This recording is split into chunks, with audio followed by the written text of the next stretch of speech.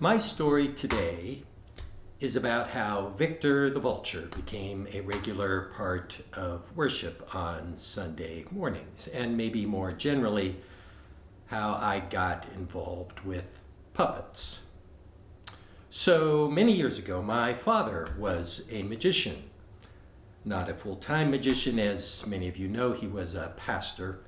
But in high school and in college, to earn some extra money, he would do some magic shows. And when I was a little kid, I discovered his box full of magic in the closet, and I started playing with it all, eventually joining a local magic club. Eventually, doing magic shows, mostly for children's birthday parties, became one of the ways that I earned some extra money in college and then later in graduate school at seminary. I became Grebnello the Magician. Wollenberg, spelled backwards if you haven't caught on to that yet. And always trying to find something new to put in my act. At one point, I purchased a ventriloquist dummy who would become my sidekick, and the dummy was really one of my first puppets.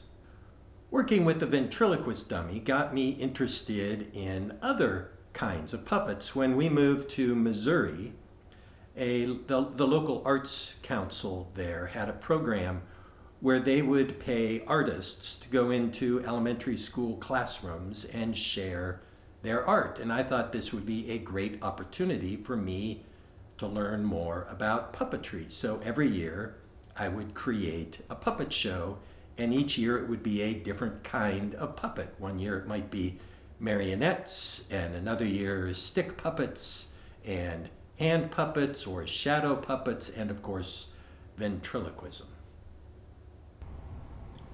Now, I grew up during the time when Jim Henson and the Muppets and Mr. Rogers and his puppets could often be seen on television. And if you're familiar with some of those puppets, I'm sure you can see where they influenced the creation of a certain vulture. In the first church where I served, I was the associate pastor.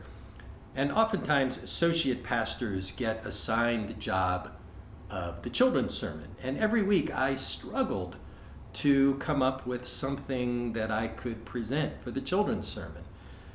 Then I got an idea. I had an old vulture puppet that I purchased for my magic act, but never could quite figure out how to use it. And I wondered if I could write a little dialogue in which the vulture would have a conversation with Jean, who could sit outside the puppet theater with the kids.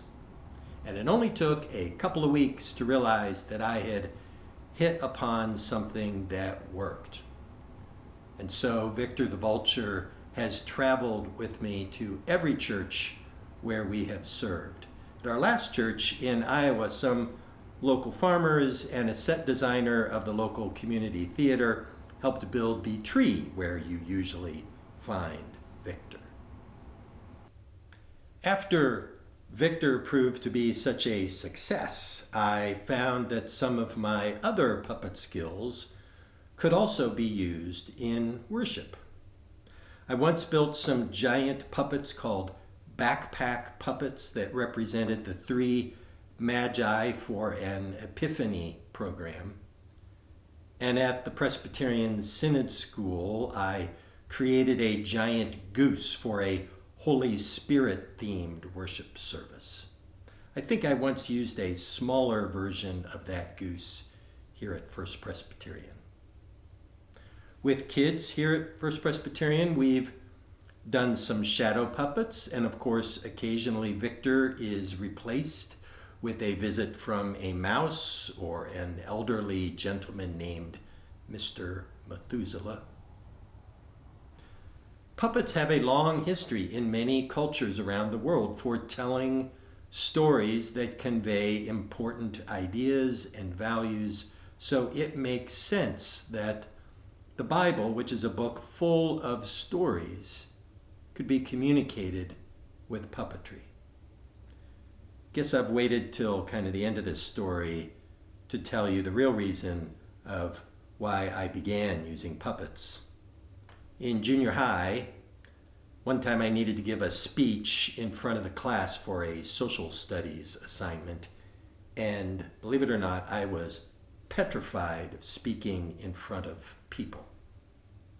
So I had the idea of using puppets. With a puppet, I could do a presentation while hiding behind a puppet theater. So I made some puppets out of socks, and with my dad built a little portable puppet stage, and that was my first puppet show. The teacher thought I was being creative, but really I was just terribly shy. I still don't mind being the person behind the curtain instead of the one in front of everyone. Even if you're not shy, I think sometimes puppets can help us express things that otherwise you might not be able to. Victor certainly gets away with saying things that I couldn't say. And puppets allow us to see things from a slightly different perspective, even if that perspective is presented in the form of an old sock.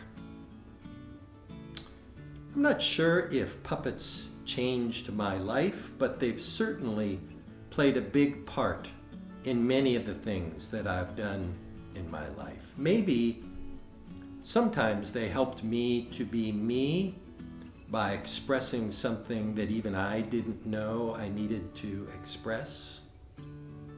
I also know that I'm a person who needs some kind of creative or artistic outlet in whatever it is I'm doing.